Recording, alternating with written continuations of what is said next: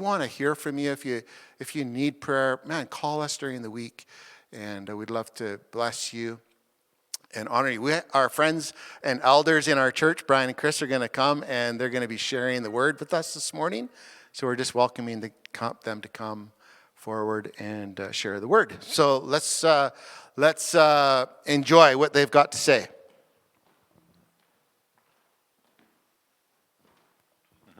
Thank you very much. Well, I guess first thing I should share is it's not a word, it's words. Chris and I I guess we just kind of thought that maybe God was kind of speaking to us two different things. I thought, okay, so we'll just two little sermonettes. And so I'm going to invite Chris to come up in a couple of minutes when I've got through my what God's put on my heart. I want to just maybe open with a word of prayer and just ask God, I just pray this morning that you would just anoint this word. Lord, don't let me get it mixed up or messed up, Lord, but just make it clear. I just want to be a clear communicator of what you've put on my heart, Lord. It's so clear. You've made it so clear to me. I just want to make it clear in communicating it, Lord. Give you thanks, honor, and glory for this wonderful Sunday morning that we at least get to share. Hopefully you guys are enjoying some time in each other's houses a little bit, keeping the group small, keeping us all on side, and being careful and safe. Hopefully you had a great Christmas. I just thought I should remind you it's only 364 days till Christmas now, so you can get working on preparing. I know it takes me that long. It actually takes me about 360 days to get prepared, and then I start shopping. So anyway, I think my desire this morning is in sharing this word is that you might find time over these holidays and over the next year to speak life into the people in your life and even strangers into your life. I titled the message, Speak Life. And I think it's been a testimony in my life, how people have spoken life into my life. And I just find I'm so privileged to be doing life with so many great people. This does create a challenge for me, though, because I have all these great people. We have great pastors that share the word on Sundays. We have great elders who are having to follow the Friesens and the Chowans, who I think just knocked it out of the park. I think they did a wonderful job. I think it's such a blessing that God put such a great word in their hearts to share, and I think it was just wonderful to hear them share it. I have to be totally honest and say I tried a silly tactic when they said, "Oh, Brian, guess what? You're an elder, and we'd like you to share some of the load." Well, Greg needs a little break with his medical issue, and so Kimmy was going to have to carry the whole load, and we thought, oh, goodness. So my response was, yeah, I don't really do that pulpit thing. I'm the guy in the back, in the background, and I even did a crazy suggestion like, hey, what? I'll sponsor someone to come to town and preach if you want. I'll fly somebody in, honestly. But I gotta say, Cam's graceful answer was this. Cam's text back to me after I said that was, you can do all things through Christ who strengthens you. Philippians 4:13. And he was right, we can. Just sometimes we like to pick our challenges rather than have them assigned to us. So I'm going to just start this morning with I want to share a testimony.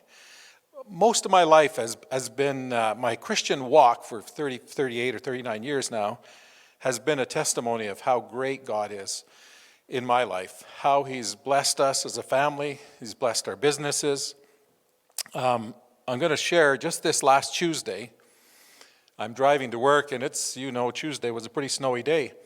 It was starting snowy, and it was going to be very snowy. And so as I was traveling down the bypass, heading for my office, thinking, oh, it's nice to have a nice warm office to go and sit in and spend the day in and push a little bit of paper and sign a few checks and say, this is wonderful. And I get to work and I get my coffee poured, and it was about 8:15, and the phone starts ringing, and it's like, I'm like, okay, hello, Eden, it's Eden Spas, the manager, and he says, Brian, I have to tell you, we have a big problem. And it's like, okay, instant stress now. Now, my day is changing. It's probably going to change dramatically. That's okay. We have a big problem. What's the problem?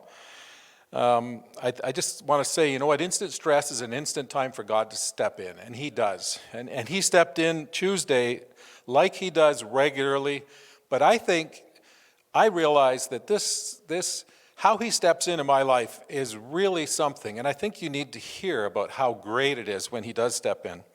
And so he says to me, there's a truck parked on Central Street with a whole load of hot tubs, and he's driven from California, and he's here with them, and he needs to get them unloaded, and we can't get anybody to unload them.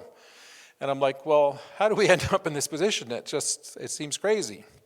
Well, our normal shipping company, we've had all these highway issues. We have loads of tubs stuck in Vancouver. We have loads stuck in Calgary.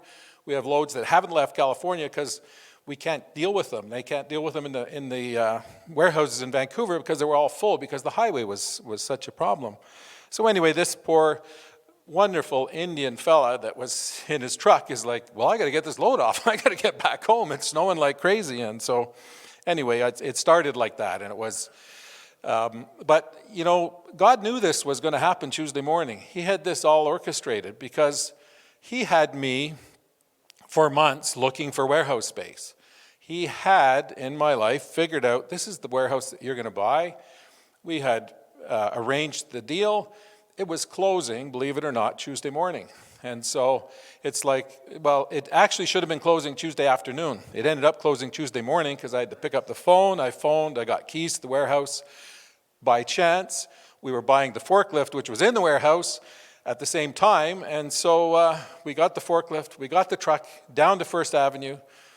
I spent the whole day, no, I shouldn't say that. I spent till lunchtime anyway, unloading that truck. It's not something I would do in a normal course of my day, but it was something I was called to do that day. I would say the fact that we were able to get the keys right away. The neighbor had a key for it. He said, well, talk to the people in the business right next door. They'll have a key. We went in there. We got everything done. Go to the forklift. The forklift doesn't start. It's dead. Battery's dead as anything. Well, it's been sitting there for a very, very long time, apparently. And so, we're on First Avenue. I drive down First Avenue to a battery place, and he's got a battery for it right there. And I pick it up. I go back. I think we were a total of 15 minutes we were out of service. We start up the forklift, we start unloading it, and everything goes very smoothly. So, it just seems to me like a day like that could have been a real disaster, because this poor guy, he's got to get going. He's saying to me, where's Hickson? I have to pick up a load of lumber in Hickson. I'm like, oh man, he didn't get up Carney Hill, you know that? He drove up First Avenue and he was stuck there. It was like, anyway, he's a California driver. Typically they won't come north of Vancouver, but he did in this case. We're glad he did. It was because he had a load to pick up here. So Chris phones me up and she said, how's your morning going? I said, well, my morning got hijacked, but it was wonderful. It was good. We got it all done. But I think the interesting thing, I want to give God the glory for the whole thing because it was his blessing that made this happen. And I'm going to suggest to you, there are people that were there, and one of them, even our own employee, would suggest that this was just a lot of good luck. And I all through my life, I've recognized this. You need to recognize when God has a part in these things. And I think to myself, things don't just fit together. There isn't, how could that many things have fit together? And we need to recognize that God's there working in our lives. So that's just a little testimony. Now I'll start the word that he put on my heart here. I'm going to want to I want to get through all of it, so I'm going to probably read a fair bit of it, if you can excuse that. But the key verse here is Proverbs 18:21. And I would say it's death and life are in the power of the tongue, and those who love it will eat its fruits. This is an incredible statement to say that life and death can actually be in the words that you're speaking and how you deal with life and people. This new year, 2022, is approaching fast, and what a great time to reflect on what words can accomplish over this next year. We can change the course of 2022 by the words we speak. We can speak life. In our life, we will meet and grow close to a lot of people who have a big influence on the way we deal with life and its situations. These life-impacting people can impact us for good or not for good. For me in my life, I've had some incredible positive influences. I grew up in a functioning, loving home, one that encouraged me to go after my dreams. Even when it was going to take me 4,000 miles away from my home, they still encouraged me to go for my dreams. And my parents, could have easily thought of themselves and said, hey, why don't I take our, and have grandkids 4,000 kilometers away? It would be much more convenient if you'd have them here with us back there. But even a lot of friends I grew up with, I spent my first 19 years in Montreal there, and I had lots of friends, and any one of them could have said, oh, don't go, we're having so much fun, we're 20 years old, we're partying all the time, and we're doing this and we're doing that. And so, but you know what, my good friend said to me, hey, why don't you go out west, give it a try, what do you got to lose? And I think, wow, you know what, that's the friends that I want to have, the ones that say, hey, this could be better for you, why don't you do that? God has put such great people in my life to encourage me. Chris and I were talking the other night. We had quite a conversation about the influence of family and friends and how much influence they have. And of course, it's the words they're speaking into our lives. But I tell her, I have some really good friends. Chris says to me, Brian, you have incredible friends. You have made good choices in friends. They're great encouragers and solid stand-by-you friends. And I know what she was doing at that time was speaking life into me. That's when it dawned on me that what Chris was doing there was speaking life into me by encouraging me about the friends that I chose. And you know what? I didn't always choose the best friends, but I chose a lot of good friends, and they're the ones I choose now to focus on spending time with because they encourage me, they build in my life, they share scripture with me, they share their goodness. And God used my wife to build in my life during that conversation. You have good friends when they're not afraid to tell you you're messing up. That's when you know you have good friends that'll speak into your life. Sometimes they need to speak into messiness in your life. Good friends will speak in your life, whether it's encouragement or correction. This is our heritage. We have a heritage of speaking life that has been passed to us by parents and friends that have done that in our lives. So it's only natural that we should continue that. If you've not had that in your life, start doing it to other people now, and you'll find it amazing how it changes your perspective. This key scripture, I found another place that kind of wrote a little bit of a summary of it, and it puts it this way. The tongue has the power of life and death. The stakes are high. Your words can either speak life or your words can speak death. Our tongues can build others up or they can tear them down. I have people in my life that I can pick up the phone and talk to and know when I start talking to them that they're going to encourage me. It doesn't matter what the situation is, they will encourage me and build in my life. I can at times feel overwhelmed by the fact that I have so many great positive people in my life. Even at times feel I don't deserve this blessing. Then I realize that this is part of God's grace and blessing in my life. And then I want to shout it from the rooftops. I have wonderful friends. I'm blessed by God. I also realize that with blessing comes great responsibility. Just as with finance, when you have so much life poured into your lives, we have a responsibility to pour into other people's lives. Just as people are pouring into your life, you need to pour into other people's lives. As God's people, we realize He gave us the choice daily to be influenced by good people or not good people, or not so good people. The walk He has called us to will have many forks in the road, and we know those forks are God saying, what choice are you going to make here at this intersection? Are you going to go the way you know, the right way? Don't waste your time on conversations that will speak death to your life or others' lives. Seek out the ones that will speak life to you. It's easy for us to look at other people's choices and say, oh, they should not let those bad influences into their lives. But I say to you, so who are you letting speak into your life? And that's an important question. I think we need to ask that on a regular basis.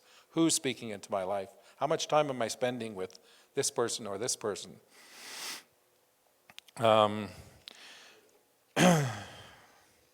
Think of how we're drawn to people who build us up. They're the ones that God's putting in our path for a reason. He wants to see you built up and He wants to see you succeed. I want to share about 4 or 5 verses here that talk about the words that we speak and how important they are. Ephesians 4:29, let no corrupting talk come out of your mouths, but only such as is good for building up, as fits the occasion, that it may give grace to those who hear. Colossians 4:6, let your speech always be gracious, seasoned with salt, so that you may know how you ought to answer each person. Proverbs 13:3, whoever guards his mouth preserves his life. He who opens wide his lips comes to ruin. And lastly, Psalm 141:3, set a guard, O Lord, over my mouth. Keep watch over the door of my lips. God asks us to consider carefully what we say and how we say it. Can we make 2022 different with the words we speak? We absolutely can. We can make a difference for God in this world. Should we think the life-giving words we speak will always be received well? Well, a buddy of mine used to say you're supposed to lay down when you dream, Brian. And I think, if you think that your words are always going to be received well, even though you're trying to speak life into somebody's life, it's not going to be the case. I think it was just a couple of weeks ago, and it might have been Pastor Kimmy that brought up this Joshua and Caleb and being sent out into Canaan. But when Joshua and Caleb came back, it was, they were great examples of how godly people need to speak life, but it's not always going to get the result that you expect. Going down, in Numbers 14, going down, Joshua and Caleb spoke up and said, the land which we passed through to spy out is an exceedingly good land. If the Lord delights in us, he will bring us into this land and give it to us, a land that flows with milk and honey. Only do not rebel against the Lord, and do not fear the people of the land, for they are our bread for us. And what was the result of that? Well, they wanted to stone them, there they were, bringing life. They could have, last thing in the world I'm going to want is to spend 40 years in the wilderness because I'm listening to the wrong people that are speaking into my life. That's just not somewhere I want to go. I could list so many times in my life that God blessed me through people speaking something into my life. I have gone to bed praying for God to help me understand what he is saying about a commitment that I'm considering making. I'm just wrestling with it, then ending up in a conversation, sometimes the very next day, that says something that totally confirms for me what I need to do. We were never meant to do this alone, This is not something we're meant to do alone. So I want to just, I don't know if anybody else got a little freaked out when they heard Kenton and Josh sharing that little story, but I'm telling you, the more I thought about that, holding that ladder, the more freaked out I was getting. Like, I'm like, you lean a ladder on a building at a good angle on a decent roof. I have trouble stepping onto a stair of a ladder because I feel like I'm going to nowhere land off the edge of the roof.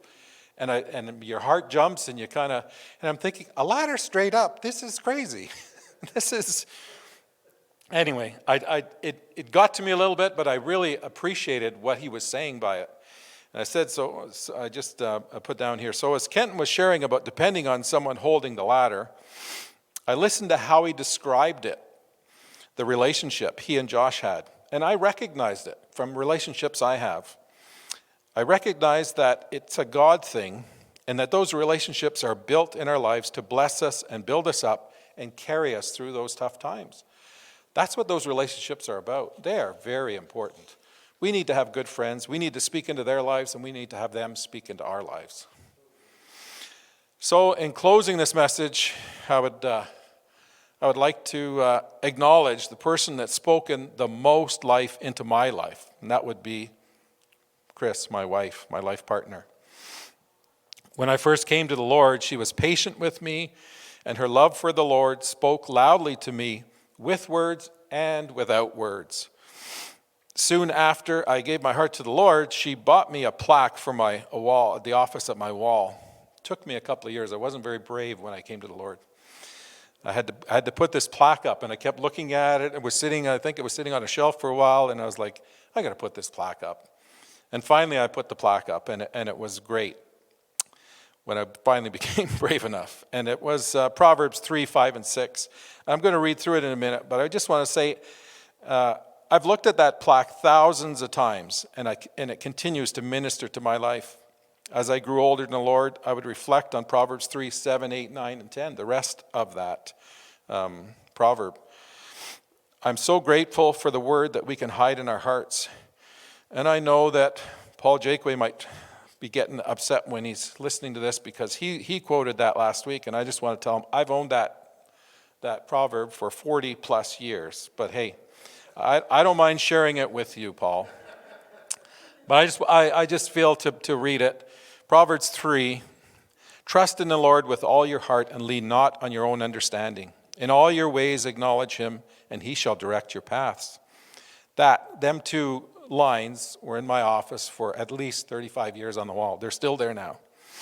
Do not be wise, verse 7 is, do not be wise in your own eyes. Fear the Lord and depart from evil. It will be health to your flesh and stretch to your bones. Honor the Lord with your possessions and with the first fruits of all your increase. So your barns will be filled with plenty and your vats will overflow with new wine. Now, you probably wonder now, Brian, why did Brian go first and Chris go second? Because my wife, she brings the word of the Lord. And I just thought, oh my goodness. She gave me a little sample of things that God had put on her heart, and I thought, oh no, I can't go after that. I don't think I can do it. So I love you, Chris. I'm glad you're coming here to share the word, and I just pray that you're just going to be able to share it concisely, just the way you know how. Love you. I love you too. We're like so different. Oh, it's amazing. Isn't it amazing? The worship was fantastic, and I was like, oh, you guys stole everything I wanted to say. But I got to tell you a joke first. I went out with my youngest daughter, and she says to me, Mom, I took my turkey out to brine it, and it had like feathers. Feathers. I'm like, oh yeah, feathers? You just pulled them out? She says, Mom, there were so many of them. I had to pull so many feathers out. I think it was a male rooster. I said, Tanya, all roosters are males.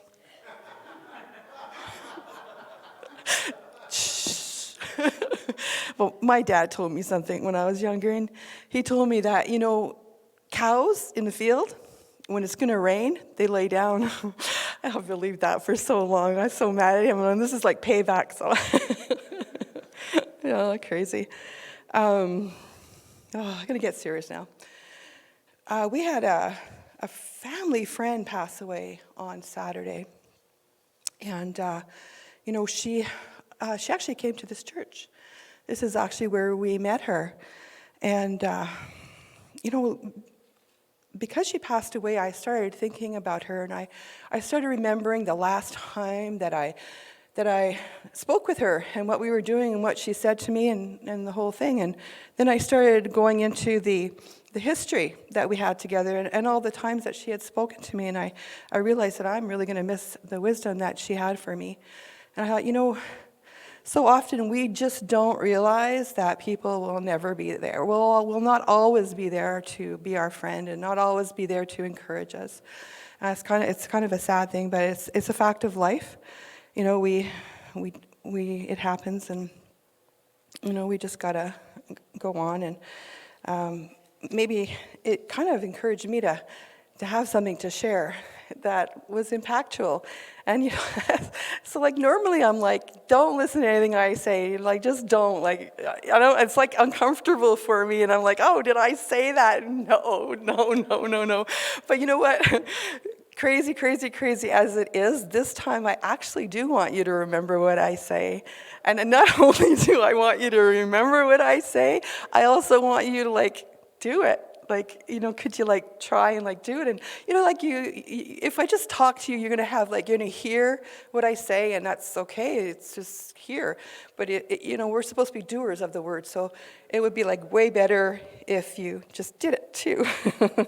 I could tell you so many things, lots of things. Our life manual is so big, but I kind of want to ask you a question. And so my question to you is: has anything ever turned your head Has anything like grabbed you, got your attention, and you're like, chung, like that? Like, think about it for a second. I'm like that kind of person. I'm like that kind of person that I walk into a store and I see nothing. And all of a sudden it'd be like, oh, what's that? Well, that's interesting. Like I know it's like shiny ball syndrome. I don't think it's that, but it's like, that catches my attention. I want to know more about that. And what's that all about? And I'm going over there. I'm going to check it out. And I'm going to say, why have you grabbed me? And it happens to me. It happens to me regularly. Like, it's a part of my life where I'm always like, things get a hold of me. And it happens in the stores too, like I said. And I'll give you an example. I was in a store and there was this bell. And it caught my eye. And I went over to it and I said, oh my goodness, that bell is the same bell I saw last year. And it's caught my attention again. And I walked over to it and I thought, why are you catching my attention again? And I stood there and I thought, this is crazy. It's the same bell I was going to buy last Christmas. And I didn't buy it because it was too expensive. I didn't like the price tag on it. But I stood there and I looked at it. I thought, God, are you trying to say something about this bell? Like, what is this all about? And I stood there and it was like, all of a sudden, I remembered this prophetic word that I had heard. And what it said was, there are bells ringing in heaven, and they are rejoicing. They're so excited about the season and the time that we are in. And I thought, oh. And I'm looking at a bell, and I'm thinking, so I really feel like this is a really joyous time that we're in, but you're saying that the bells are ringing in heaven, and I'm looking at a bell, and this is the Saturday that I'm shopping, and I see this bell, and I'm thinking of my friend who's in heaven, and heaven has a voice, and she had a voice, and it's a bell, and I thought, buy the bell. So I came home with a bell, and if anybody wants to come visit it, you're welcome to come and visit it. But this sort of thing happens to me with people too. Like, I'll be walking along in a crowd and I don't see anything. I don't see nobody. Like, you all look the same, like gray, same size, I don't know. And all of a sudden I'm like, someone catches my attention. I'm like, oh, what are you all about? Like, how come I notice you? And this happened to me on a cruise ship. Actually, it happened a few times on cruise ships to me, but this one time, I was on a cruise ship, and I kept bumping into this woman like 5 times. I'm not kidding you. And I'm like, I said to her, if I bump into you one more time, we need to go for coffee. Well, guess what? We bumped into each other, and we looked at each other, and we said, yeah, we're going for coffee. So we sat down, and we had like an amazing conversation. She was from the other side of the world, and she told me her whole life story. It was a long coffee, and I told her mine, and it was so enriching. Like, we just really got to know each other really well. I never met her again, and she didn't do social media, but I just remember we imparted into each other, and it was like a complete stranger and random, and it was awesome. And then another one, I met my husband,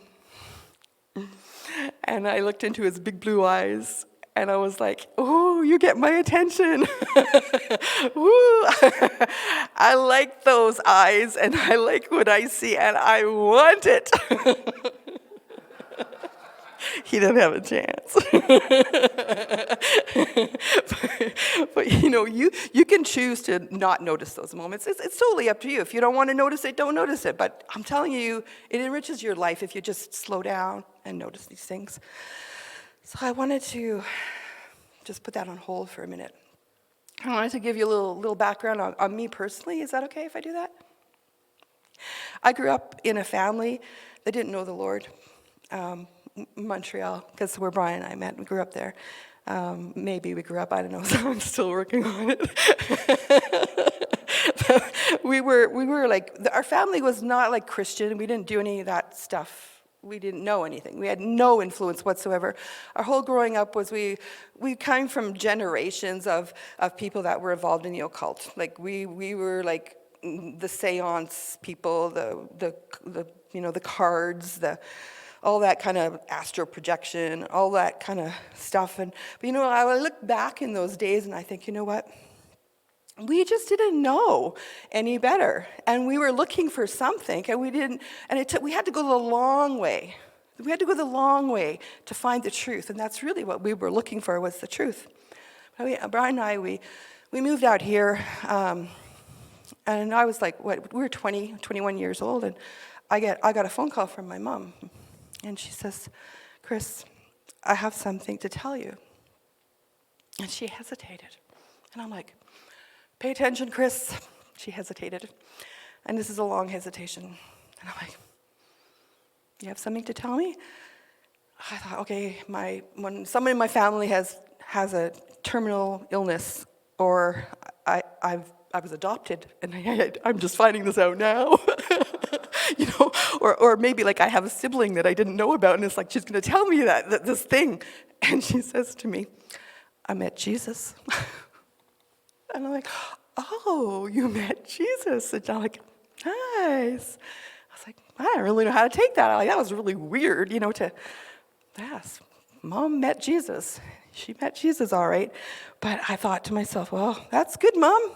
Good for you. I'm glad for you. And I'm like thinking, not for me. No. I don't want to know anything about that. I was like, oh, okay, well, it terrified me actually, because I didn't understand the whole concept of what she was saying about Jesus. And I had made a pact with some friends when I was like a teenager, and we had decided that we were never going to be Christians, you see? Because we were like, those guys were freaks. They were like Jesus freaks. They were weird. And like they had these like rules, like they didn't smoke, they didn't drink. And they had to go to church every Sunday. And I was like, I felt sorry for them. And I actually used to mock them.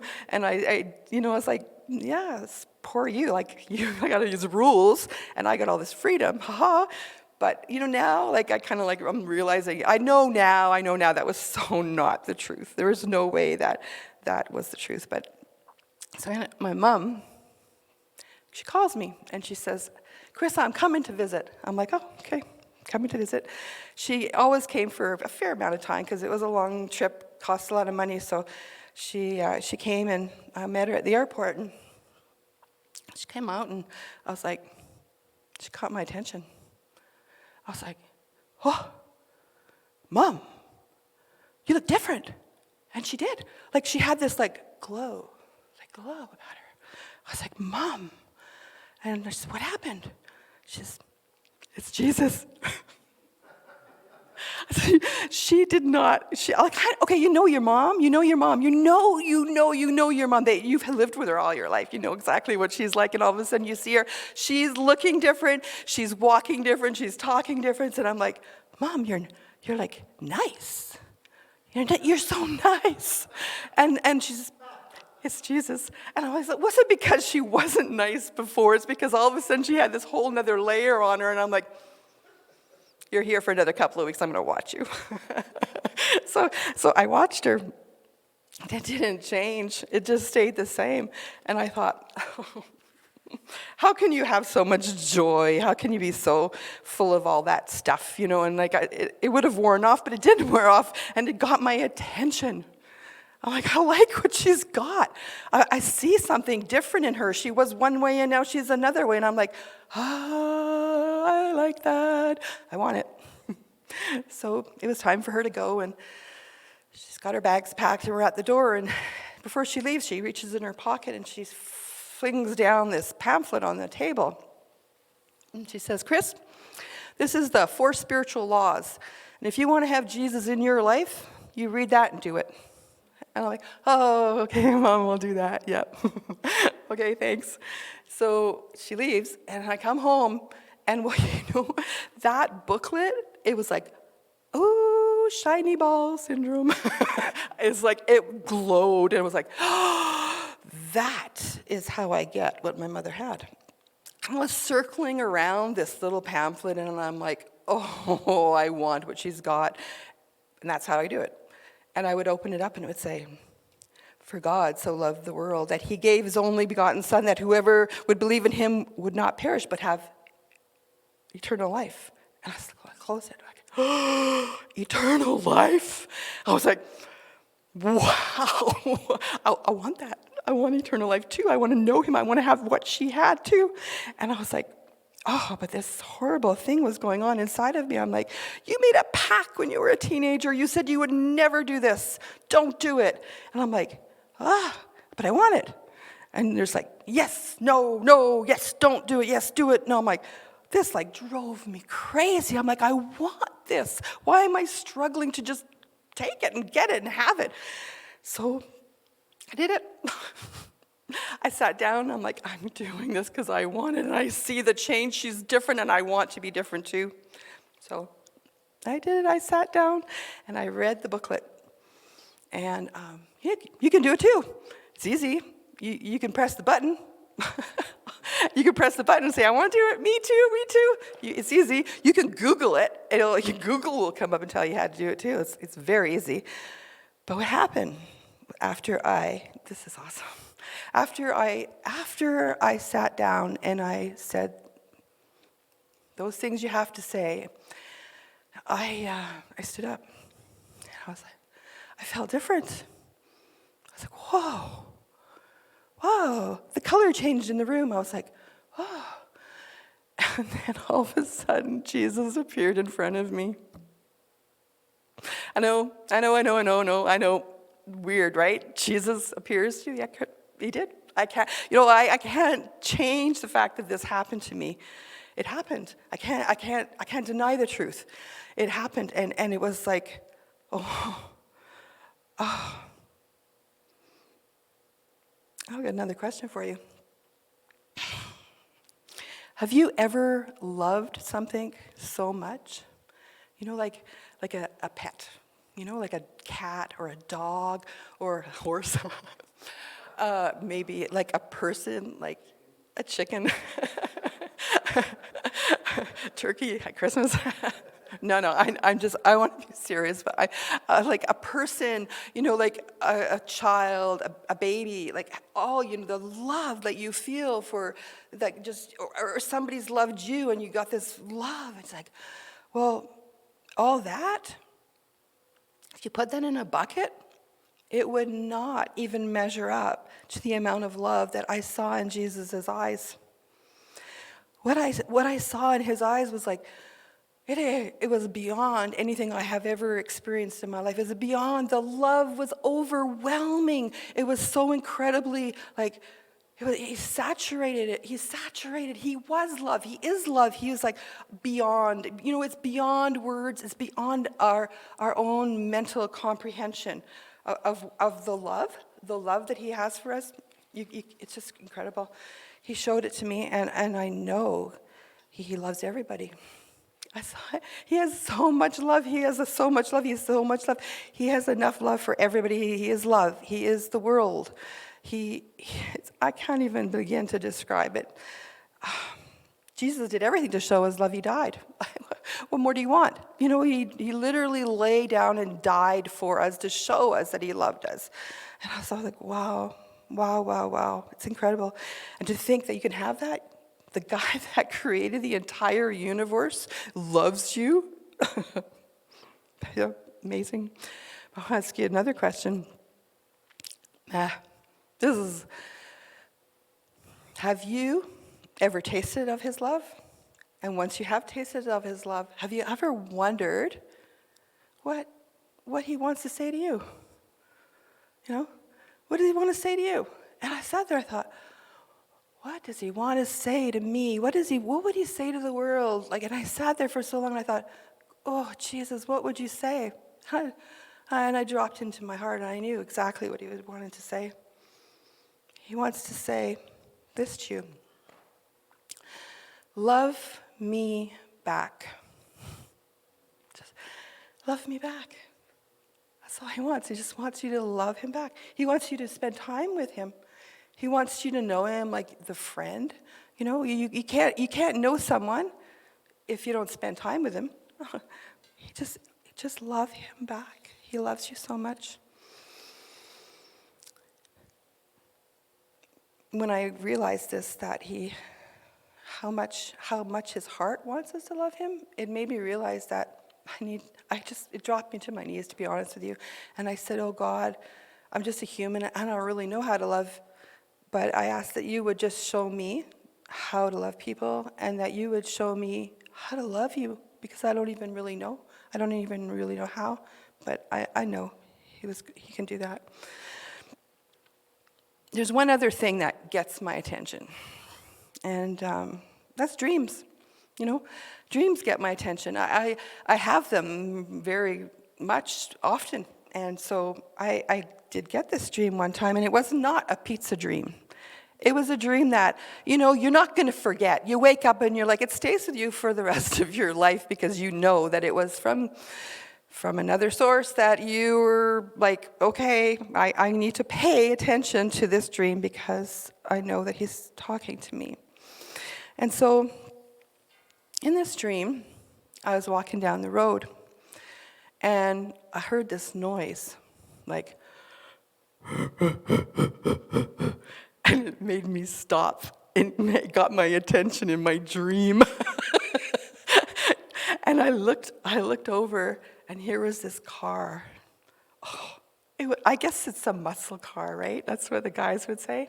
It was like red. It was a sports car. It was awesome. It was beautiful. And I stopped and I looked at it. I'm like, oh, nice car. And it came, and it stopped right beside me. And I'm like, okay, this car stopped for me. And I looked down in the window, and there was Jesus. And he had this big, huge smile on his face. And he says to me, do you want to ride? Yes. Okay. Hop in. And I got in the car with Jesus. And we were going down the road with this... And I'm looking at the car, and I'm looking at him, and I'm thinking, this is really awesome. And we had this great conversation. And he said, you want to go a little fast? I'm like, yeah. So we went a little fast. We did fun. We had fun together in this dream. And then I said to him, hey, can I drive? He says, you want to drive? I'm like, yeah. Well, I don't know, it's a dream. I don't know how to drive that kind of a car, but in my dream I did. So we switched seats, and he went in the passenger and I went in the driver, and I got in that car and I was like, and I think my head hit the back of the thing and the seat, and we just went, and we did donuts, and I had a lot of fun in that car. And then at one point my car just about flipped over. I got scared. I was scared, and I looked over at him, and he says to me, "Do you want me to drive?" And I said, "Well, I'm kind of having fun. Can I drive a little bit longer?" And he beckoned. He went like that, and he said, "I'll be here. I'll just be here." I'm like, okay. So I got in the car, and I went, and I was doing donuts, and I was doing such crazy stuff with this car, and all of a sudden I started to realize this wasn't really fun anymore. It was no fun. I actually literally made myself sick that I didn't like it. I didn't like what was happening, and I was in control. I didn't like what was going on. And I stopped the car, and I looked at him, and I said, I don't want to drive anymore. And he grabbed my hand. He said, "Are you sure?" And I'm like, "Yeah, I'm sure. I don't like my life without you. I like my life with you. I like it when you're driving, and I don't want to be the driver anymore. I'm done. I'm done doing my own thing. I want you to take over. I want you to be in control. You be the driver. You drive me around. I don't like this when I do it. I like it when I do it with you." And you see, can't continue to do life without him. It's much better with him. There's this thing that happens when you're driving or down the road. It's real, though. It's not a dream. It's not a dream. This really does happen. And what happens is people will flash their lights at you. Does that ever happen to you? Does that? Yeah. It's like a courtesy thing that people do, and it's like a warning, and they're saying, "Hey, there's something ahead of you." It's like there's an animal, there's a moose, or there's a deer, or there's an accident. They're flashing my lights at you, gotta get your attention. there's an RCMP over there with a radar, and if you're speeding, you're going to know it, because you're going to come under the law. And they're trying to tell you and warn you. And the thing is, if you don't pay attention to that thing that's trying to get your attention, you're in trouble. There's probably something there that's going to cause a problem. They're trying to get your attention to warn you, and if you don't choose to pay attention, there's a problem. So I'm coming to the end here, and I want to just say this: if something is trying to get your attention, pay attention to it. Pay attention. 2022 is coming really fast, and it could be the very, very best year of your life. The best year of your life. And all you have to do is apply what I shared to you. I want to leave you with these three things. Accept him, love him, and let him lead you.